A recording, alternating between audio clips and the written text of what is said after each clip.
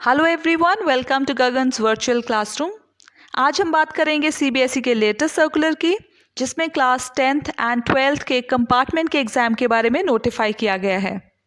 तो अब class 10th and 12th के कंपार्टमेंट के एग्ज़ाम्स सितंबर 2020 में होंगे, जिनकी डेट्स जल्द ही अनाउंस की जाएंगी। तो इस वीडियो में हम जानेंगे फॉर्म्स के ऑनलाइन सबमिशन के बारे में, कि इसमें एलिजिबिलिटी क्राइटेरिया क्या रहेगा, फी स्ट्रक्चर क्या होगा एंड प्रोसीजर क्या होगा फॉर्म को ऑनलाइन सबमिट करने का। So let's get started.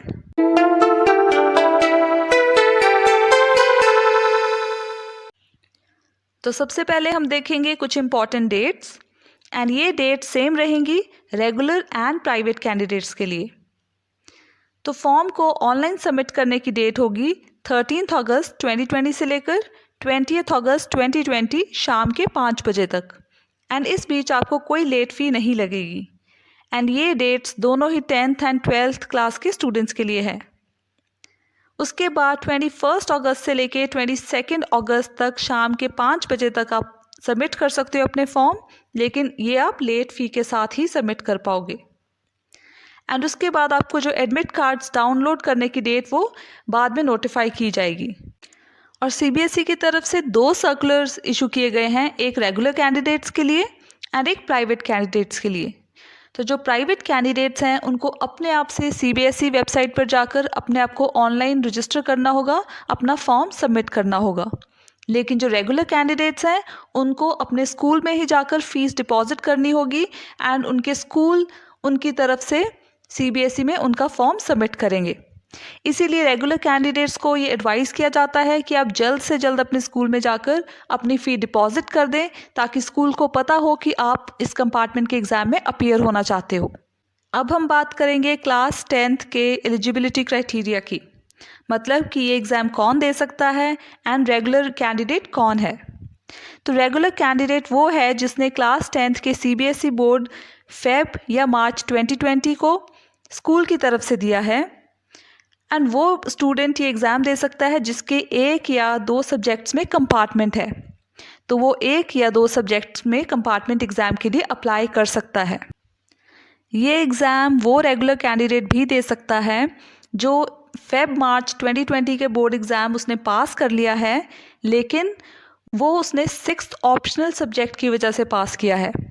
मतलब कि वो किसी कंपल्सरी सब्जेक्ट में उसकी कंपार्टमेंट थी, लेकिन 6th ऑप्शनल सब्जेक्ट के साथ उसके मार्क्स रिप्लेस हो गए हैं एंड उसकी वजह से वो पास हो गया है।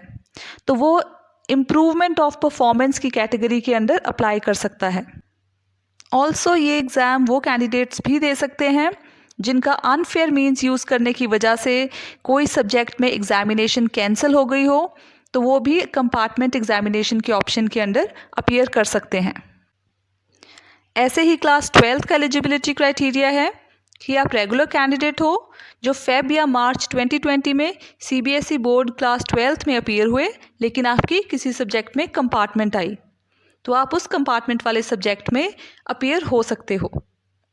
या फिर आप रेगुलर कैंडिडेट हो जो फेब मार्च 2020 में आपने 12th क्लास का बोर्ड एग्ज़ाम दिया, आपने 6 सब्जेक्ट्स में आप अपीयर हुए, लेकिन आपकी 2 सब्जेक्ट्स में कंपार्टमेंट आई, तो आप उन दोनों सब्जेक्ट्स में से किसी एक सब्जेक्ट में ही कंपार्टमेंट एग्ज़ाम के लिए अप्लाई कर सकते हो।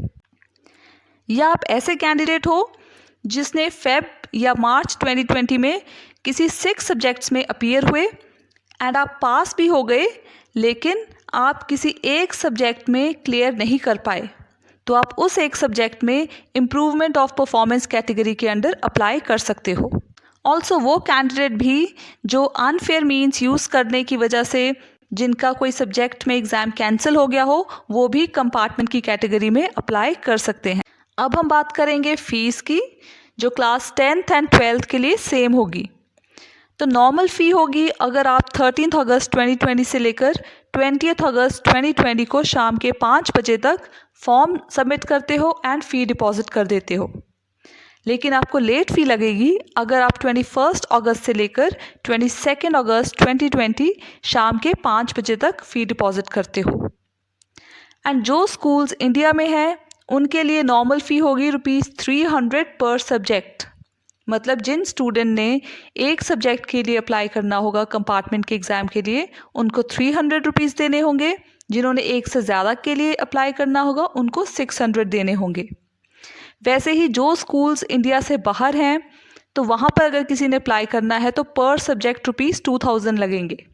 तो अगर आप एक सब्जेक्ट के लिए अप्लाई करते हो तो 2000, अगर आप एक से ज़्यादा मतलब 2 सब्जेक्ट्स के लिए अगर आप अप्लाई करोगे तो आपको ₹4000 डिपॉज़िट करवाने होंगे।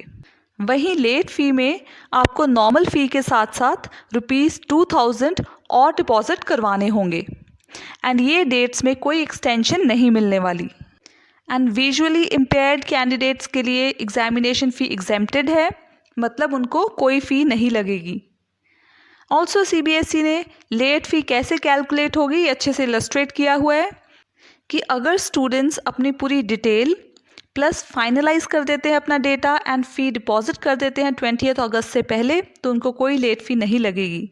लेकिन अगर स्टूडेंट्स ने अपनी डिटेल एंटर कर दी 20 अगस्त से पहले, लेकिन उन्होंने जो डेटा फाइनलाइज एंड जो फ़ी डिपॉजिट 20 अगस्त से बाद की है, तो उनको लेट फ़ी लगेगी।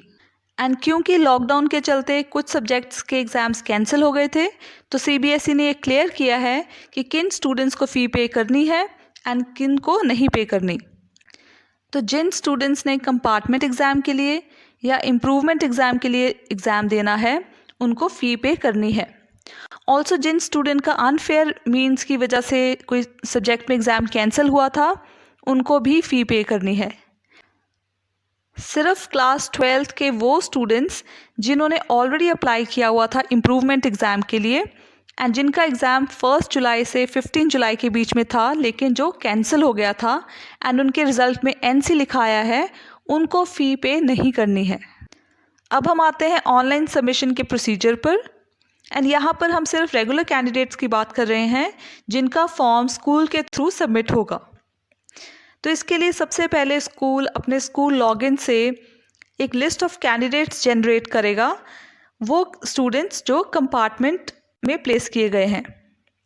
उसके बाद स्कूल सिलेक्ट करेगा रोल नंबर उन कैंडिडेट्स का जो कंपार्टमेंट का एग्ज़ाम देना चाहते हैं। ऑल्सो स्कूल सब्जेक्ट सेलेक्ट करेगा जिस सब्जेक्ट का एग्ज़ाम कैंडिडेट देना चाहता है।